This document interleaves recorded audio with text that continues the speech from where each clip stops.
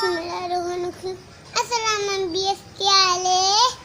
सबको मेरी तरफ से बहुत बहुत यहाँ मुबारक हो, इतने आज़ादी मुबारक हो। आज मैं आपको बताती हूँ कि हम जितनी आज़ादी कैसे मना रहे हैं। मुझे अपने पाकिस्तान के बहुत खुशी से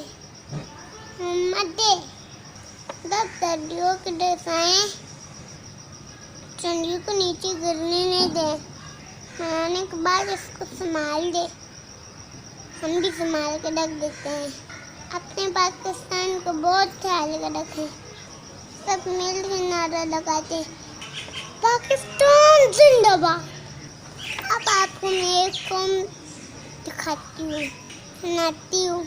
जीवे जीवे जीवे पाकिस्तान, जीवे जीवे पाकिस्तान, पाकिस्तान जीवे पाकिस्तान, जीवे पाकिस्तान, पाकिस्तान जीवे पाकिस्तान।